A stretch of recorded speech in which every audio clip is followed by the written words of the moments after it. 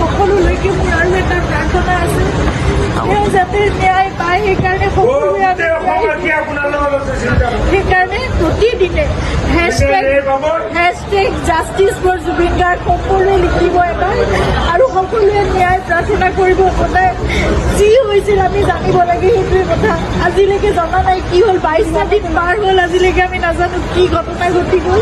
কিন্তু আপোনালোকে সকলোৱে লিখিব, আপোনালোকৰ ছ'চিয়েল মিডিয়া আছে, এখন যুদ্ধৰ আমাৰ সকলোৰে এখন হাতত প্লেটফৰ্ম আছে। সকলোৱে প্ৰাৰ্থনা কৰাৰ লগতে আপোনালোকে জাষ্টিছ বিচাৰিব লাগিব। সেইকাৰণে আমি খুব ধৈৰ্যৰে আমি অপেক্ষা কৰি আছোঁ, কিন্তু সেই ন্যায় আমি পাব লাগিব। সেইকাৰণে সেই যুঁজখনত আমি সদায় ব্ৰতী হৈ থাকিব লাগিব। আপোনালোকক প্ৰাৰ্থনা জনাইছোঁ, hashtag justice for Zubeen Garg সদায় লিখিব, আপোনালোকে সদায় লিখিব, সদায় দাবী কৰিব, সদায় অনুৰোধ কৰিব, সদায় প্ৰাৰ্থনা কৰিব। কিন্তু আমি কোনো অশান্তি বিচৰা নাই, শান্তিপূৰ্ণভাৱে যাতে ন্যায় ব্যৱস্থাই আমাক সেইখিনি ন্যায় দিয়ে, সেয়ে প্ৰাৰ্থনা কৰিছোঁ।